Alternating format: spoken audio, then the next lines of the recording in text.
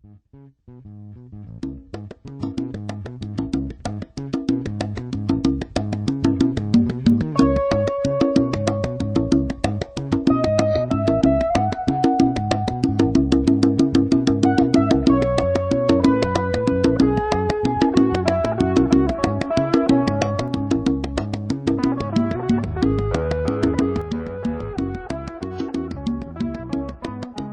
you very much for coming. We also wish to thank the church here, the Unitarian Church here, and also the Social Justice Committee, who is also here today. Thanking you again. We would like you to know that there are restrooms, and they are in the basement. You'd have to go outside and then down. My name is Elaine Marie Kinch, and we are the Racine Coalition for Peace and Justice. Our roots go back to the 70s. We go all the way back to the 70s, and there are people here today that went back with us, okay? Today is the 25th of January, and there is a global call for protests against any war with Iran and also against the sanctions. And as I've been following that online, it's morphed because, yes, we want the United States out of Iraq, and then also, it's a racist war, basically. And basically, there is a draft. It's a poverty draft. That's one way it affects us. Let me see. There are over 202 cities that are participating in this. Let me see. In the United States, there are numerous nationwide peace groups that have called for this protest, which is going to be following the speaker. It's going to be at noon in downtown Racine. Yes, the weather's not perfect, but anyway, some of these well-known peace groups that have called this are the Women's International League for Peace and Freedom. Can you remember them? And then Code Pink, and then ANSWER. And ANSWER is spelled ANSWER, and it stands for Act Now to Stop War and Racism. So our protest is going to be in downtown Racine, but as you probably know, there is going to be a Fire and Ice Festival there. So we have to protest on the other side of Main Street. We'll be on Main Street. And we have signs. We will not have speakers. We have to keep moving. And what else did the police, we've been in contact with the police. So anyway, we hope you will join us after for at least a little while, depending upon the weather. So finally, it's my pleasure to introduce the head of our program committee, and he will be introducing the speaker. And that person is Wayne Johnson. Elaine is a co-director of the Racine Coalition for Peace and Justice. It's my privilege to introduce what would have been a colleague of mine had I not retired 20 years ago, but maybe we can call her colleague emeritus. Elizabeth Brownson had her BA in the Rocky Hills of Colorado State University, Fort Collins. Then she moved to sunny California, where she got her MA and PhD at the University of California, Santa Barbara. And as a Fulbright Hayes Fellow, she did dissertation research in Jerusalem and in London. Her dissertation, Gender, Muslim Family Law, and Contesting Patriarchy in Mandate, Palestine, 1925 to 1939. Okay. And she joined the Parkside faculty in 2012. From the hills of Colorado from sunny California to the lake effect snow, I guess, in Wisconsin. In addition to a number of articles, Professor Brownson's book, Palestinian Women and Muslim Family Law in the Mandate Period, and that was published by Syracuse University Press, 2019. She meant to bring some this morning, and I could have waved them at you, but they're still at home, I guess. We'll have it another time. While I have the chance, I want to wave another book at you, The State of the Middle East, an Atlas of Conflict and Resolution. It's one of the handiest books that I've seen on the area, and I'm no historian, but this has been a great help for me. And I'll lay it up here on the stage if some of you want to look at it. I'll put it on the back table. Some of you want to look at it afterwards.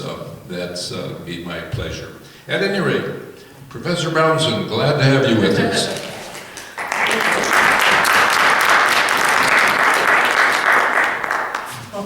all for coming today. I know it wasn't ideal weather, but it's January, so we all are used to it. Let me just make sure. Okay, so I as a historian, sometimes we get a little bogged down with the past, but I'm going to try to get through. I'm going to try to be a little bit brief about the historical factors here, and because I know you guys are all probably very interested and kind of the latest developments. So I promise I will get to Soleimani, and I'll talk about Trump, and I'll talk about the Iran nuclear deal, and so we'll talk, I promise I will get to all of that.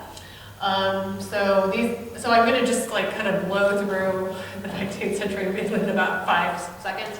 And I'm gonna really focus on the US relationship with Iran, which starts in a little bit before the 1953 coup, but that's when it really takes hold. So if we first look at, just kind of reminding you where Iran is, it's always useful to look at a map, I think. It's a fairly big country, as you can see. So Iranians are not Arab, so that's one thing to kind of get straight in your head. They don't speak Arabic. Well, there are some Iranians who speak Arabic as a first language, but the majority speaks Farsi as a first language. But there are a lot of other languages spoken in Iran. Iran is actually a very diverse country. There's a lot of different ethnicities, and also different religions. So the majority is Shia, but there's also Sunni Muslims. There are different sects of Christianity. There's even a few Jews left in Iran, so there are actually a lot. It's quite a diverse country. But let's go ahead and this gives you an idea of just all the different languages spoken. So yeah, I mean, most people speak Farsi as well as whatever their first language is. But yeah, you can see that there's actually a lot of different languages spoken in addition to Farsi. A lot of times we kind of think of it as just this homogenous country, but it is actually extremely diverse. Okay, so really briefly, Iran has been facing imperialism since the 19th century, and in the 19th century it was mostly the British and the Russians. After losing a series of wars to Russia, Russia forced Iran to sign some unfair treaties, and this is kind of a standard way of that imperialism was enforced in the 19th century. So they lost territory, they had to pay huge indemnities, they had to allow British citizens, or Russian citizens in this case, they were not allowed to be subject to Iranian laws. They also got trading privileges for foreign merchants, which made it difficult for Iranians to compete. A deal because they liked what the Russians got. And the other major way that imperialism affected Iranians in the 19th century was with concessions. And so concessions, there's a couple different types of them, but the type that affected Iran were the Reuters, which was going to be a very wide-ranging concession with the rights to build a railway, a national bank, to exploit minerals, to cut down forests. It was going to be extremely extensive, as was the tobacco concession. However, there were so many protests against this in Iran that the Shah, the king, was forced to cancel both of those concessions. Unfortunately, the oil concession did not get canceled, though. And this was the one that really affected Iran a great deal in the long term. So just a reminder of when oil started becoming important. The late 19th century is when the British first started converting their navy from coal to oil, and other great powers started doing this around the same time. And Iran was, I'm not going to talk about all that stuff because I want to get to the stuff you guys are really interested in. Iran was the first place that oil was found in the Middle East. And so the DRC concession, this was granted to this guy named DRC before the oil was actually discovered in commercial quantities. That didn't happen until 1908. But this type of concession was the Persian government gave DRC the rights to obtain, exploit, develop, render suitable for trade, carry away and sell oil and oil products in all of Persia for 60 years. And in exchange, he had to pay the Iranian government, the Qajar dynasty, 40,000 pounds and only 16% of annual profits. So, this is something that Iran really lost out on a great deal of cash in the long term. Oil production is pretty expensive to set up because you have to, if there's no infrastructure, you have to lay the pipelines, you have to operate fleets of tankers to carry it away, build refineries. DRC actually ran out of cash before he made any money off this, so he sold the rights to the British government. And that's when the Anglo-Persian Oil Company was formed in 1909. So the British government bought it from him, bought the rights, and this later became BP. Churchill, just to give you an idea of how much they were making from this, Churchill bragged in 1923 that the concession had made 40 million pounds for the British and only 2 million for Persia. So 40 million versus 2 million, and this is just by 1923. So this was the first oil concession in the Middle East. This was also a model for other concessions that were made, other agreements that were made for the next 30 years.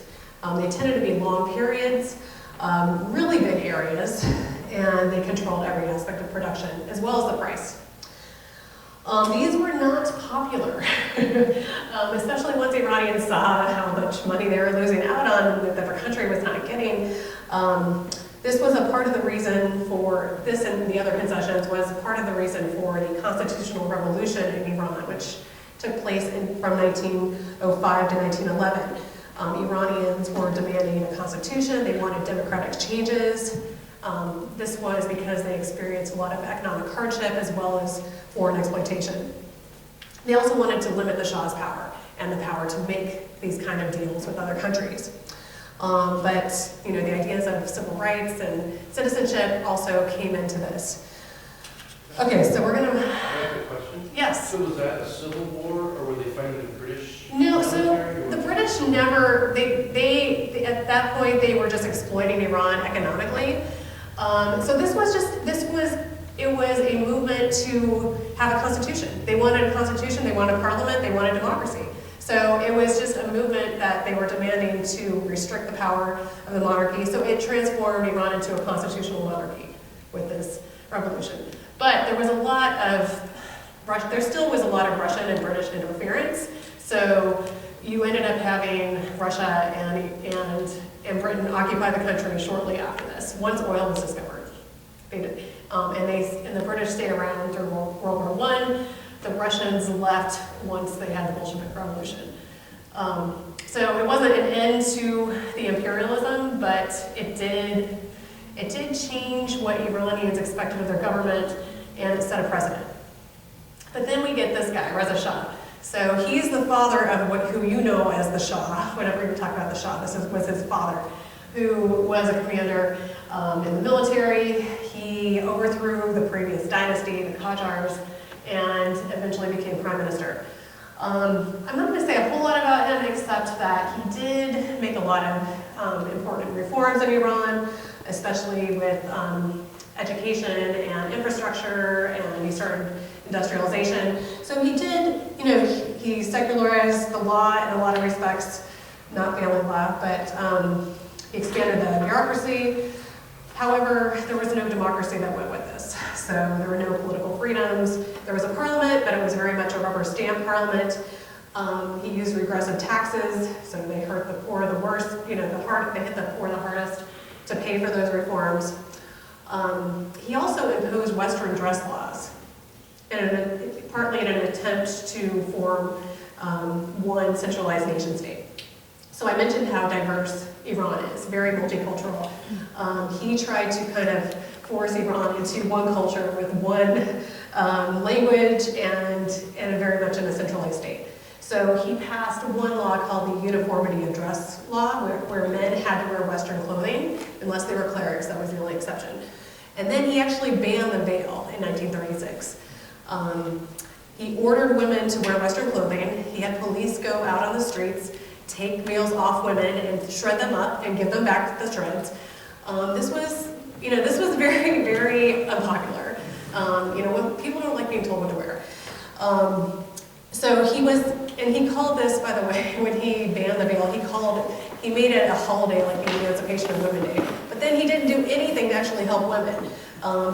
Like I mentioned, he didn't really have very much family law reform. There was still polygamy, there was still child marriage allowed. Women couldn't vote. Not that voting really did much for people in a system where Parliament doesn't have any power, but they still couldn't vote. Iran had almost no health services in the 1930s, and among the highest child mortality rates in the world. So he did some good things, but he also neglected a lot of other things. One other good thing I should say about him is that he was able to avoid foreign debt, and he was able to gain more equal footing with the West, except when it came to oil. So he was able to renegotiate all those unfair treaties that the Russians and British made him sign, but when it came to oil, he was only able to go from 16% to 20% as far as the profits for Iran. Okay, so we're almost to the US stuff. So World War I, the Shah had to abdicate because the Russians and the British made him. He was getting a little too cozy with Germany, so they said, please step down. I don't know if they said please, but he had to step down. They installed his 22-year-old son, Mohammad Reza Shah. So he's the guy you guys know as the Shah. However, from 1941 until 1953, you actually have parliamentary rule. So it was actually functioning as more of a constitutional monarchy where Parliament is actually governing the country and the cabinet. And he's not really part of the picture too much. So this was a period of this was a great political opening. A lot of previously suppressed parties and new political parties emerged. So you had some pro-reform parties, you had more religious parties, you had pro-monarchy parties, you had communist parties, communist women's parties, so all sorts of different political parties. But you still have some foreign interference. So the British, the Russians, and now the US get involved in backing different factions in Parliament. And Iranians really did not like this. They're getting very fed up with all this foreign interference. They also did not appreciate still being robbed of those oil profits. So a member of parliament named Mohammad Mossadegh gained prominence in this period. He was very nationalist. He was against imperialism. He was for democracy. He was very well respected in Iran and popular. He was also for women's education and political participation. So he became prime minister in 1951. He formed a broad coalition called the National Front. And the big way that they were unified was against foreign interference and also keeping the Shah in check. They wanted to continue curbing royal power. But the big issue really was the oil. Okay, so the Iranians were very upset that so much of the oil money was flowing out of the country. By the way, the taxes that the Anglo-Iranian Oil Company paid to the British government was higher than the royalties paid to Iran. So they're really getting robbed here. Excuse me. So Mossadegh canceled the concession, and he nationalized the oil industry, and that in turn the AIOC decided to boycott Iranian oil. Mossadegh refused to back down, and so there was a coup in 1953. So it was a CIA as well as British intelligence that orchestrated it. The British, by the way, they had no way of actually performing this coup because they were out of the country at this point, so they needed the US to be on board with it. So the CIA helped them out. So this coup installed Mohammad Reza Shah as a dictator. The coup was led by Kermit Roosevelt. He literally brought bags of cash into the country to pay off various people to make this coup happen. So he bribed politicians, newspapers, military, and religious leaders, hired mobs to create chaos, and had them storm government buildings as well as Mossadegh's house. And this was the first time that a coup like this that the U.S. had orchestrated a coup like this, and it was not going to be the last time. But it was kind of scary how easy it was to meddle in the politics of another country. If you're a big industrialized country with lots of money, you could just, bags of cash, you can do it. Let me talk about the international context of this coup a little bit. So this is not long after World War II. The Cold War is going on. Decolonization largely hasn't happened in a lot of the world. Mossadegh was a big figure worldwide. He was at the UN making the case against rich countries exploiting poor countries. He did this before Castro, before Nasser, others representing the Third World, colonized world. Time magazine recognized him as Man of the Year. Did I have a picture of that? I don't know. Maybe I didn't have. I used to have the Time cover, but I must have taken it. Oh, there it is. On Time magazine. Recognized him as Man of the Year, 1951. The coup was the first time the U.S. had overthrown a foreign government, and there were more to follow in Guatemala and Indonesia and Cuba. I could go on. Truman, by the way, had rejected British appeals to be part of the coup because, again, the British, their embassy was closed. They really had their hands tied. They needed U.S. help. But the British were able to persuade Eisenhower for two main reasons, and I hope they're all ready for you. Communism, again, this is during the Cold War, so the British really kind of concocted the idea that Iran might turn communist. They very much painted Mossadegh as a communist sympathizer and said he was allowing the Communist Party of Iran to spread. But it was mostly about oil was the other big thing. They really did not want other Middle Eastern countries to get a similar idea and start nationalizing their oil. So this threatened oil interests around the world. Okay, so it's kind of hard to overstate how important this was and is for Iranians. Everyone in Iran knows about this. Most Americans have no idea, but everyone in Iran knows about this. Mossadegh was the prime minister of a democratically elected government, and the U.S. replaced him with a brutal dictator. He was very popular. He was considered a national hero for standing up to the British. He supported a free press and women's rights. So it's kind of hard to overstate just how upsetting this was to Iranians. As far as the nationalizing of the oil, that was upsetting for the British. BP, what became I can't remember what year they renamed it BP, but it was the largest company in the empire, and it helped sustain the empire up through the early 1950s. After losing India in 1947, Churchill, who became prime minister again briefly, wanted to stop his empire from further disintegrating. The U.S. finally acknowledged that we were part of this in 2000 when the CIA documents, some of them were finally released. It took a while. And again, this is a big reason why Iranians distrust our government. As far as after the coup, the oil industry was still Iranian on paper, but in reality it was controlled by a consortium. The British controlled more than 50%, the US about 40%. Iran did get more of the profits, however. They did start getting 50% of the profits, but the Shah was in charge of those profits. All right, so let's talk about the Shah. So we have a dictator in power. There's very much a new role for the U.S. after World War II in the Middle East, and Iran is part of this. So like elsewhere in the Middle East, the U.S. really eclipses the British as far as influence, as far as the great power that's influencing the Middle East the most. And so the U.S. is very much the major power in Iran.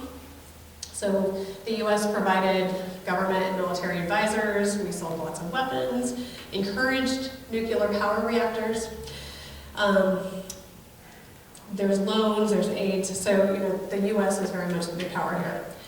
The Shah continued a lot of his father's modernization reforms, especially with education and infrastructure and industry. His military became the 5th largest in the world, with the most sophisticated weapon systems from the U.S. And the military, this is his base of power. This is why he was able to stay in power as long as he did. During this period, there was a lot of rural to urban migration. So I like stats, so I'm going to give you one here. From 1940 to 1976, the urban population went from 20% to 50%, And if you look at Tehran, just in the 1970s, from 1970 to 1977, it doubled in size. And so these are mostly unskilled workers coming to look for job opportunities. As far as cultural effects, I think it's important to mention that the Shah and his cronies and elites at the time, they really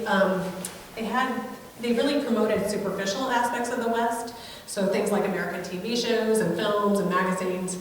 And this had a tendency to undermine indigenous culture. But what Iranians really wanted was democracy, and they were not getting any of that. Okay, so the revolution in 1979, excuse me, the U.S. press tended to portray the Shah as a progressive, modernizing ruler who was authoritarian because of his backwards population, and he had to deal with extremists. So there was a lot of excuses made for his repression. It ignored the fact that there was a great deal of political repression. There's no freedom of speech. There were no constitutional freedoms. It was very much a one-party state, although Iranians like to joke that they had two parties, the Yes Party and the Yes Sir Party. There was a secret police called SAVAK that was established in 1957. U.S. and Israeli advisors helped set up this police state with very wide-ranging surveillance, brutal treatment of political prisoners, and in 1976, Amnesty International said that Iran had the worst human rights record in the world. So, again, this is what the Shah was for Iranians. And there was also a close relationship with both the U.S. and Israel, and this, again, did not make the Shah very popular. We can talk about Israel some other day. Okay, so where did the money go? The Shah and his family stole a great deal of it. We're talking anywhere between 5 and 20 billion. And the money he did spend on his country was very poorly spent. He liked big, extravagant projects to show off to the West, so things like casinos and palaces and resorts. I guess some of this is money he stole for himself. Hotels, stadiums, nuclear power reactors. There was a lot of corruption as well. His cronies made fortunes. Business people who had royal connections made a lot of money while ordinary Iranians were suffering, especially in the 1970s. There's a lot of military spending as well. So between 1972 and 1976, Iran spent the Shah spent $10 billion on arms. And just to give you an idea of how extravagant he was, so he held a big birthday party celebrating Iran's 2,500th year as a great empire. He spent between $100 and $300 million on this birthday party. So again, this is in the 1970s when ordinary Iranians are having a lot of trouble making ends meet. And he's just blowing money like this. He was flying in caterers from France, flying in celebrities from all over the world. So again, this did not help his popularity.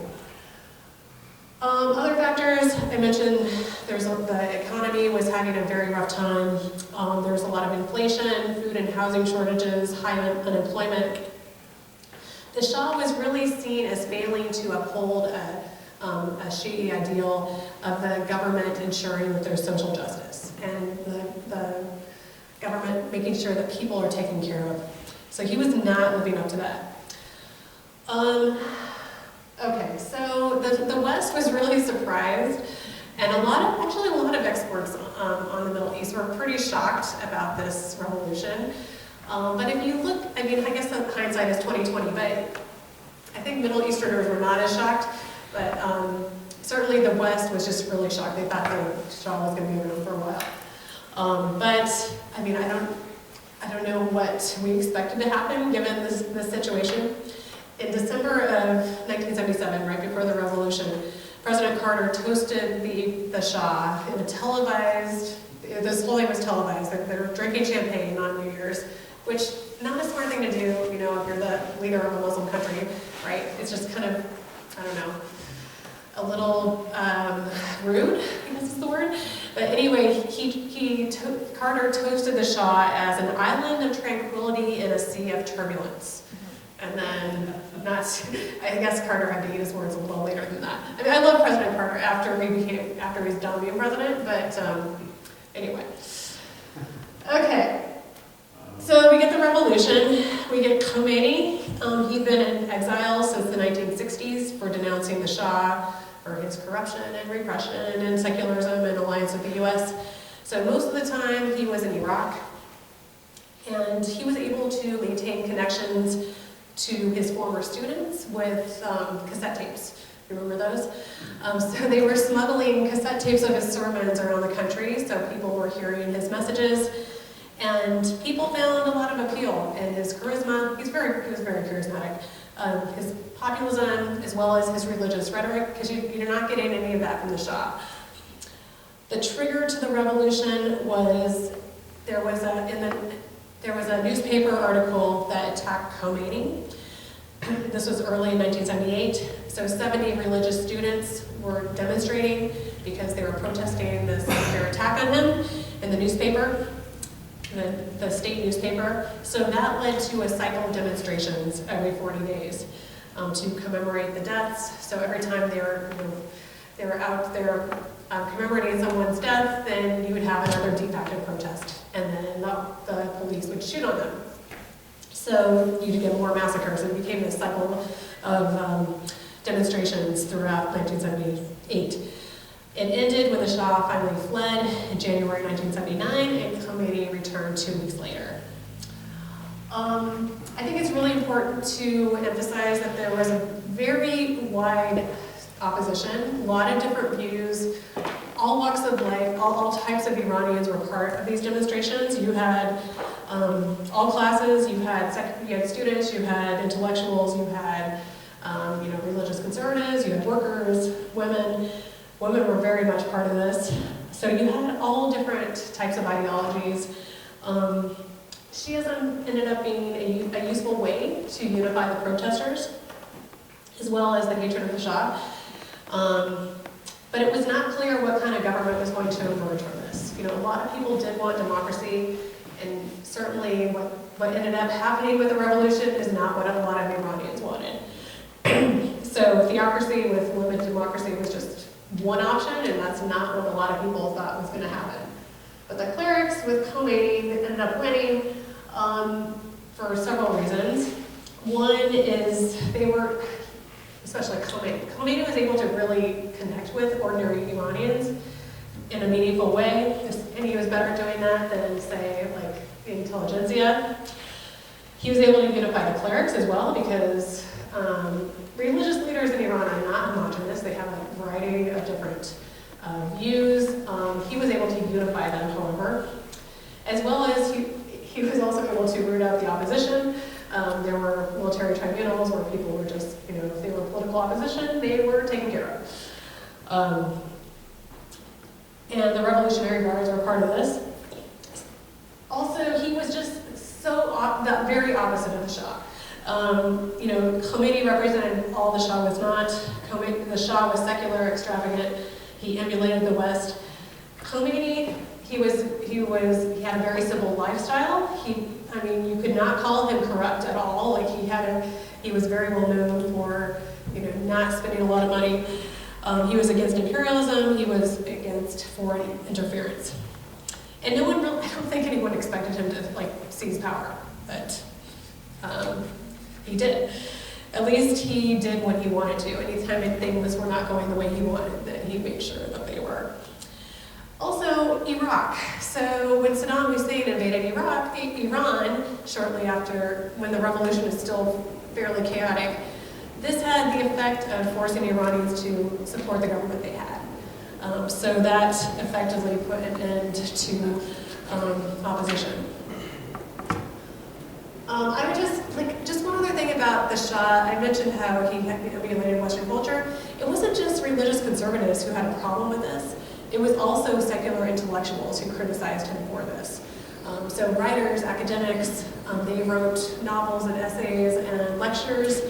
They were upset that he was undermining Iranian culture by only encouraging the superficial aspects of the West. And women were, portrayals of Western women were part of this criticism, images of women in magazines and films were considered corrupt and immoral, and portraying women as sex objects. So just to kind of add to that. Okay, so the Iranian hostage crisis, you all probably remember that. This, of course, is another part of U.S.-Iranian relations, and unfortunately, this is the only thing most Americans really know about it. If they know anything, you know, maybe a lot of them don't know about this, but if they know anything, this would be the first thing they think about. So this happened in November 1979, lasted 444 days. The trigger for this was President Carter allowing the Shah to enter the U.S. for cancer treatment in October 1979. And so in response, Iranian students seized the U.S. Embassy in Tehran. They took about, I think it was 66 hostages initially. But Khomeini let most of the women and African Americans go pretty soon after this happened, saying because they had suffered the oppression of American society. But 52 of the hostages were held for the full 444 days. So what were they demanding?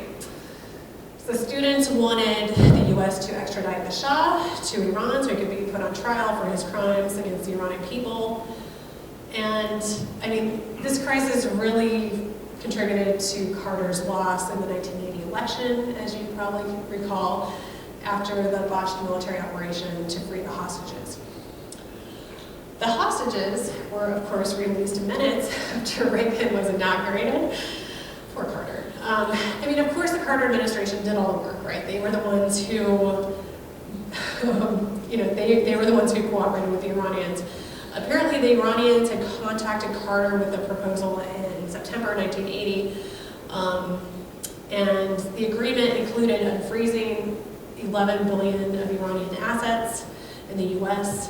That Carter had frozen after they seized the embassy. But they waited until Reagan took office because they didn't want to have to redo all the negotiations. They were worried about having to restart negotiations with the new administration. I don't know if anyone really gave Reagan credit for that, but I guess, I mean, I don't know, he probably took credit. Well, They tried to. wasn't there a payoff on Inauguration Day? You know, I'm not sure. I've heard about that, and I don't know for sure if that happened. I think it was the unfreezing of assets. I think that was. Oh, okay. Because the U.S. seized Iranian assets at Right, the time. right, So right. part of it was the unfreezing of those. But that was part of the deal that they made with the Carter administration. Okay, so the embassy is now, the former U.S. embassy is now a museum in Iran, in Tehran. And apparently, well, first of all, before the museum, the former embassy became a site of kind of anti-American policy, posters and art, sculptures and paintings. And so in 2017, it was reopened as a museum. And the reason for that was because of Argo, the movie that came out in 2012. So Al Jazeera talked to the people opening the museum. They said because Argo was mostly fabricated, they wanted to show what really went on. The second reason was Trump's election. So that was the other reason they decided to make this into, and these are just some images of it. You can Google this, but there's some pretty interesting images. Apparently, one of the gardens is called the Museum Garden of Anti-Arrogance. And they've still got like paper shredders and these monster old computers and typewriters. Who's seen a typewriter recently? So they like kept all this stuff. If I ever go to Iran, I've got to go see this. Okay, so another part of the history of U.S.-Iranian relations is the Iran-Iraq War, which Saddam Hussein started. And even though the U.S. was technically not taking sides, we totally took Saddam's side.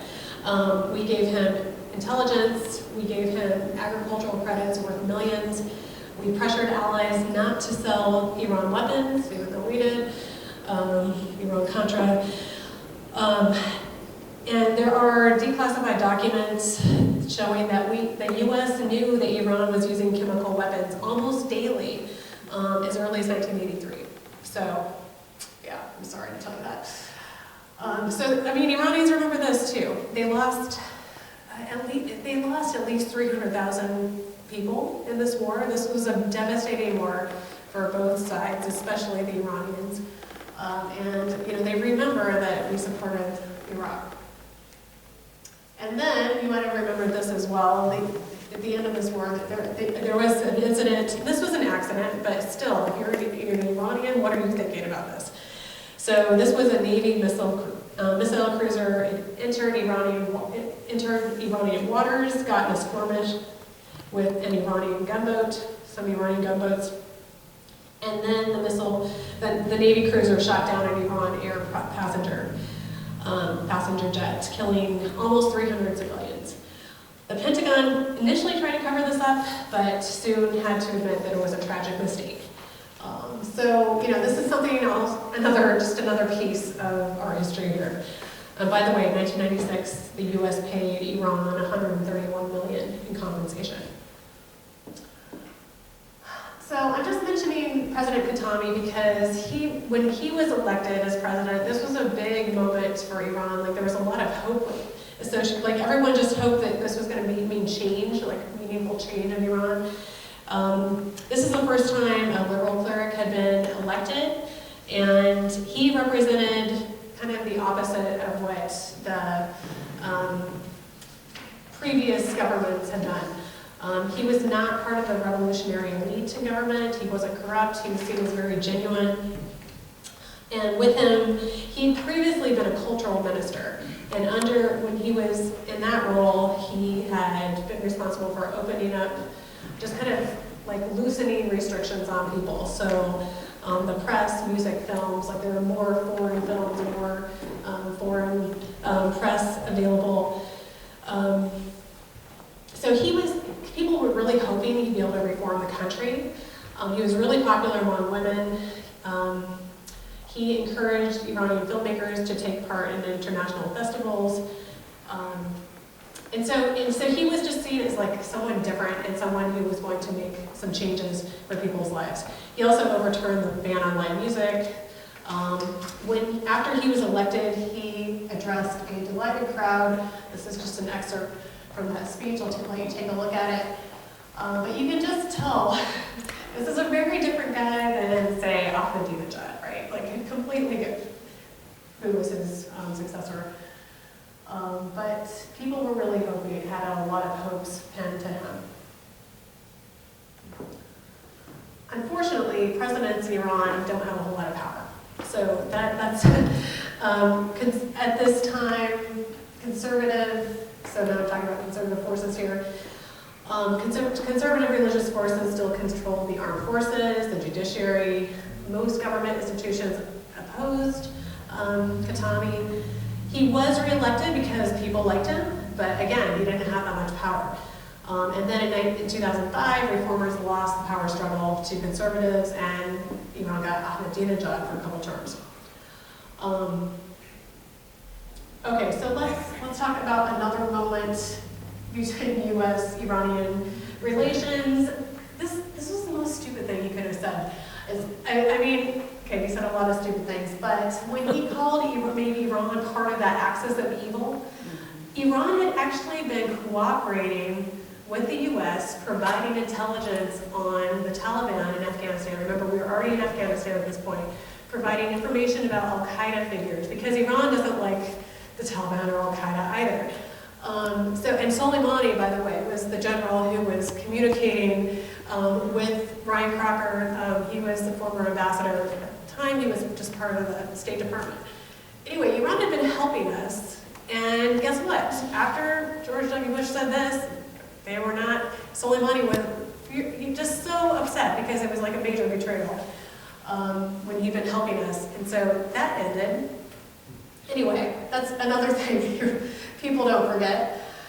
And it was probably one of those things where like he probably just threw Iran in, what the hell, just throw Iran in, and then I don't know what he thought that was going to accomplish. Okay, let's talk about the Iran nuclear deal. So, President Rouhani, he's in the picture. Another positive change for Iran after Ahmadinejad for a couple terms So he was first elected in 2013, he was re-elected in 2017. He was a big welcome change from Ahmadinejad. So Rouhani is pretty center as far as like ideology. He's a very practical cleric. He campaigned on getting rid of the sanctions and received over half the vote in the first election. There were 5 other candidates, so it's pretty impressive he was able to do that well. However, there were still hardliners in power in other branches of government, similar like with Khatami. But it was encouraging that Iran was willing to work with the West, and the nuclear deal was made. The nuclear deal also helped swing back public support for reformers and centrists. Rouhani had a lot of support from young Iranians in both elections, even though he wasn't able to come through on a lot of things he wanted from the 2013 election. He promised, well, he didn't promise, but he was hoping for more freedom of expression, releasing political prisoners, advancing women's equality. Let me just tell you a little bit about the nuclear deal, what was actually part of it. So the P5+1, so the US, Russia, China, Britain, France, and Germany, and Iran. Iran had to do a lot of things for this deal. So Iran had to reduce its uranium stockpile by 98% for 15 years. It shipped 25,000 pounds of low enriched uranium to Russia and had to keep enrichment under 3.67%. Iran had to dismantle and remove 2/3 of its centrifuges from 20,000 to 6,100 for 10 years, which was a big concession because Iran wanted to have a lot more than that so they could have industrial scale nuclear power. They had to dismantle the heavy water reactor and fill it with concrete. Can't build more than that for 15 years. Had to provide unprecedented access to IAEA inspectors continuously. And the IAEA verified that Iran did all of this in January of 2016, and at that point, that's when Obama lifted the sanctions that they had agreed upon. So the US, and Obama, they lifted nuclear-related sanctions, but there were still other sanctions kept in place, like sanctions on missile technologies, conventional weapons. There were some terrorist sanctions, and there was a UN arms embargo for 5 years. So there were still, it's not like all the sanctions were lifted. But this was very good for Iran's economy.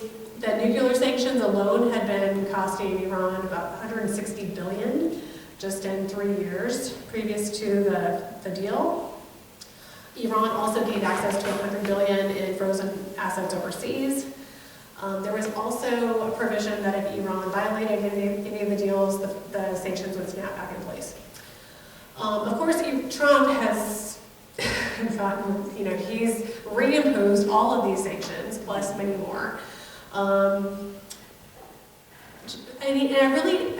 can't understand what he thinks he's accomplishing by that, other than that he's obsessed with undoing all of Obama's accomplishments.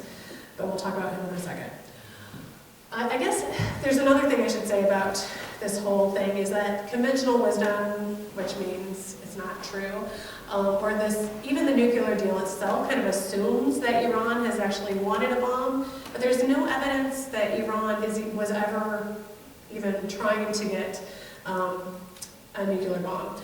Certain politicians and countries, mostly Israel, have been claiming that Iran is 3 months away from a nuclear bomb for decades. We're talking at least 30 years. Israel's been saying that, as well as some of our politicians. But where's the evidence of this? It's rather, Iran has repeatedly stated it only seeks nuclear power. Iran was one of the original signatories to the Non-Proliferation Treaty, the NPT, that was enacted in 1968. By the way, Israel, India, and Pakistan are the only UN members to decline, and all of them kept manufacturing nuclear weapons. Iran's supreme leader has stated over and over that nuclear weapons are against Islamic rules, and building such a weapon would be too costly to impose on the Iranian people. By the way, Juan Cole has written a lot about, he writes a lot about anything related to the Middle East, so if you check out his blog called Informed Comment, he's very good. He's still at University of Michigan, and he's kind of my go-to guy whenever I have to give a talk, or want to update something, or just want to keep track of the news. Also, Iran has never invaded another country, and the Supreme Leader has said that they never will. Plus, Iran has a very small military budget, 10 billion. I mean, that is nothing. That's about the size of Norway's. It has practically no air force. So if you look at that compared to the US military budget, our military budget is about 80 times that of Iran's. We really don't need to worry about the Iranians wanting to go to war with us or another country. And that's just kind of the Obama administration I thought that was kind of a useful way to look at that. Okay, so let's talk about Trump. As you all know, Trump's rhetoric has been very hostile towards Iran. He has called the Iran deal the worst deal ever negotiated, without really explaining why. At one point in 2017, Iran tested some missiles, and Trump refused to rule out military strikes. And then he tweeted, someone needs to take away his tweet. Iran is playing with fire. They don't appreciate how kind President Obama was to them, not me. I mean, a lot of it has to do, it's kind of psychological with him. I think he's just like anything Obama did, he wants to do the opposite of. The Iranian foreign minister responded by saying Iran would never initiate war, but we can only rely on our own means of defense. So in addition to ending, reinstating all of the sanctions that Obama had lifted, Trump also imposed new sanctions on Iran. So, for example, any institution or country that does business with Iran's central bank or other banks in Iran will lose access to the U.S. financial system and also face sanctions. Trump has also bullied a wide range of U.S. allies to stop buying Iranian oil or to buy significantly less amounts of it. He also just recently threatened Britain, Germany, and France a 25% tariff on car exports to the U.S. if they didn't initiate proceedings against Iran for loosening its adherence to the nuclear deal. So this is the deal that Trump scrapped. Now he wants to punish Iran, even though it's like for their, it doesn't really make sense. So the impact on the Iranian people has been devastating. Iranians can't get access to important medications, for example. The sanctions have really harmed their entire economy. One indicator is unemployment. It was 12% last year, which is really high. I think it's 3.5% in the US. And for youth, it's even higher. It's more like 28%, which is higher than like the Great Depression levels of unemployment. And young people make up about 60% of the population, so that is a big deal when you have young people having endemic unemployment. Okay, Soleimani. So I don't think I have any more. Okay, so for Soleimani, let's talk about him. His assassination was a violation of international law, by the way. So the events leading up to that, on December 27th, there was a U.S. contractor killed. And the group that was blamed for it was a Shia militia. I can't remember how to pronounce it. Qataiba Hezbollah. But it's unclear who actually ordered it. I have seen no evidence actually that verifies that they were the ones who did it. Then 2 days later, the U.S. bombed Qim, which is a city in Iraq on the border with Syria, as well as 2 sites in Syria. It killed 40 people. Initially, they said 26. Now the number killed is 40. All sites were linked to that group. By the way, this Shia militia helped the U.S. defeat ISIS. And the reason they had a base on the border with Syria was to prevent ISIS guys from going back and forth between Syria and Iraq. And it was this group that also tried to storm the U.S. embassy. There's no evidence that Soleimani ordered it, by the way. And then January 3rd, Trump had General Soleimani assassinated after he arrived at Baghdad airport. It was a drone strike. It also took out the leader of that Shia militia, as well as 5 others, by the way. Trump claims Soleimani was plotting to kill Americans in 4 U.S. embassies. There's no one in his administration who has supported that claim. Even his defense minister is, like, when asked about it, it's just like I haven't seen that. So he's kind of backtracked from that. But, I mean, again, Trump has offered no evidence of this, appears to have been outright lying. There was no evidence of an imminent threat. It certainly is not a proportional response because, again, we don't know who actually ordered the killing of that contractor. In fact, the Iraqi prime minister stated he had invited Soleimani to Iraq on a diplomatic assignment to try and reduce tensions with Saudi Arabia and Iran. Soleimani was going to present Iran's response to a Saudi proposal. Iraq is outraged by this assassination on their soil. This is very much a breach of Iraqi sovereignty. Their parliament has voted to kick out the U.S. And protesters just yesterday are demanding this as well. Soleimani has been actually a de facto ally on several occasions with the U.S., notably in the fight against ISIS, against Al-Qaeda affiliates in Syria, ISIS in Iraq, as well as I mentioned the Taliban already in Afghanistan. So in Iraq, he was actually a tactical ally for the U.S. The U.S. gave him his Shia militia's air support into Crete and other places as well. His forces were fighting ISIS. And Soleimani and his Shia militias played a big role defeating ISIS in Mosul in 2017. Guess what? That's during Trump's presidency. So, yeah. So I guess just to conclude, if you're confused about current events, so everyone is, because it's hard to try to figure out what's going on in Trump's head. But Iran does have reason to be suspicious of the West and the U.S. given its past experiences. I mentioned a bunch of those already. And I guess, I don't know, I'm having a hard time. I just really hope that this does not lead to war. And I know you all feel the same about that. So I think we'll leave it at that and see what kind of questions there are. Thank you. So who has questions? I'm sure there's some questions out there. Thank you. Thank you.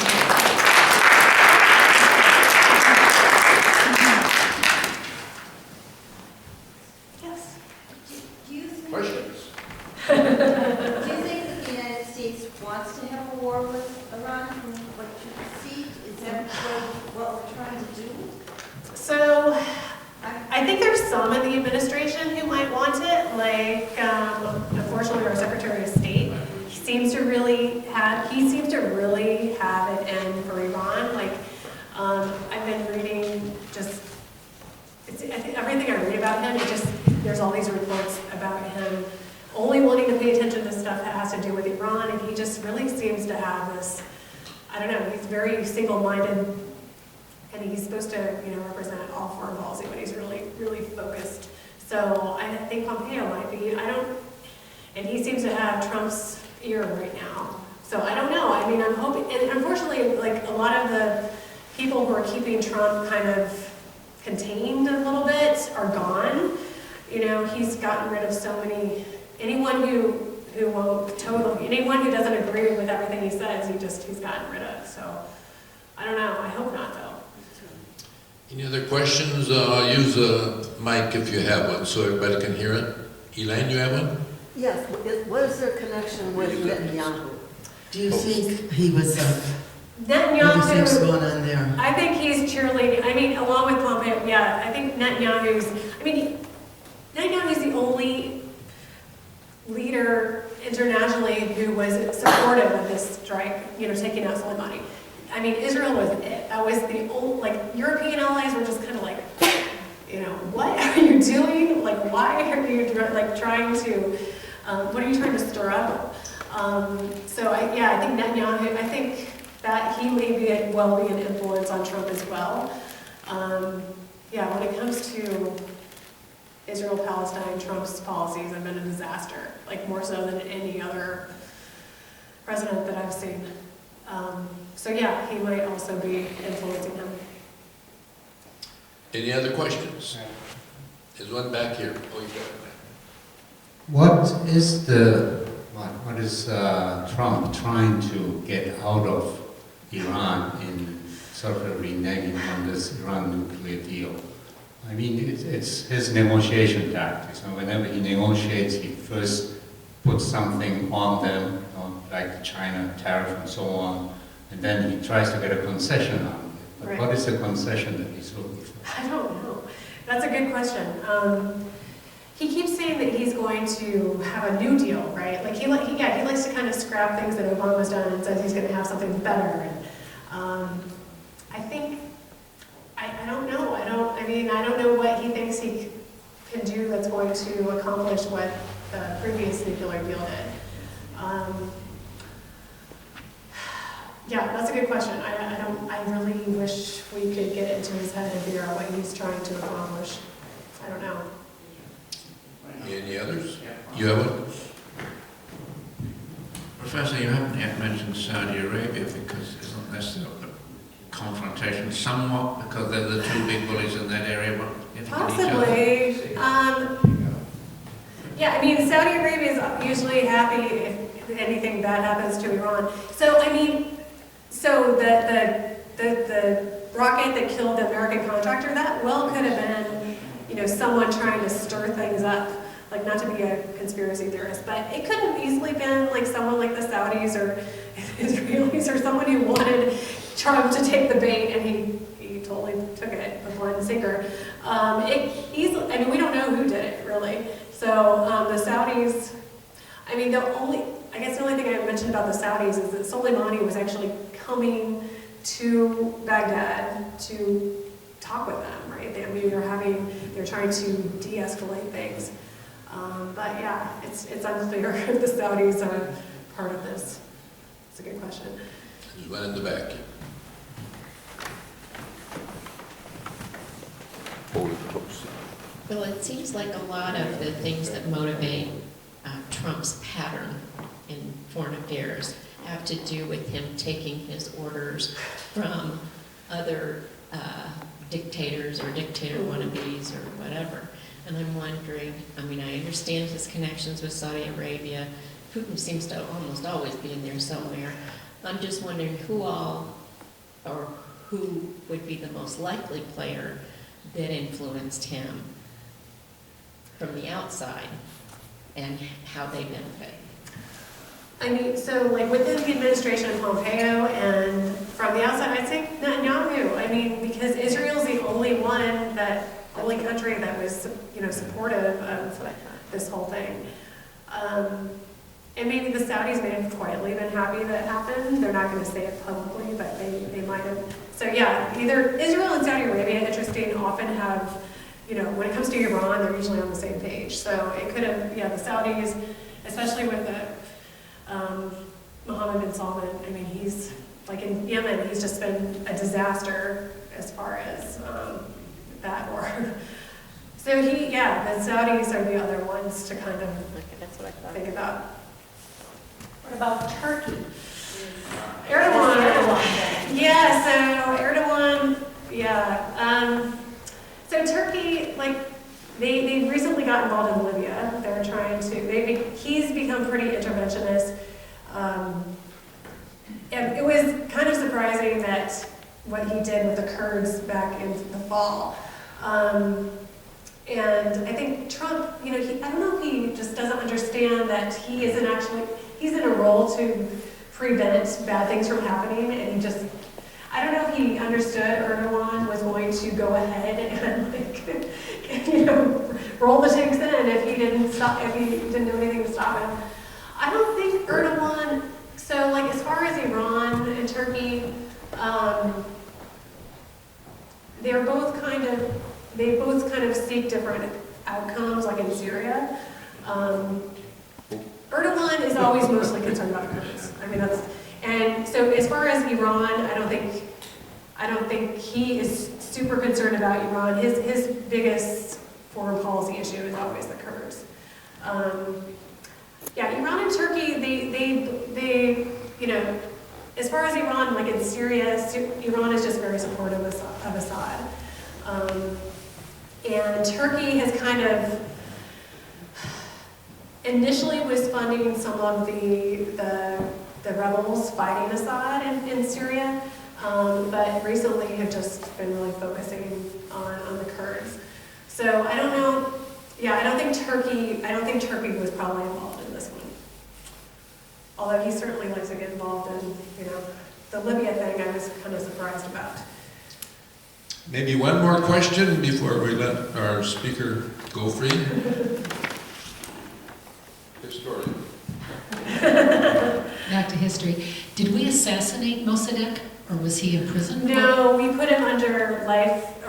He was under house arrest for years and years, Okay. but we did not assassinate him. But within Iran, he was held in house He was, arrest? in his home. He couldn't leave. Okay. Yeah. But he was. It Again, was very thank you. sad. Okay. Thank you so very much. May I present you with a RCPJ cup? Oh, thank you. There you go. Thank you very much. And thanks for coming.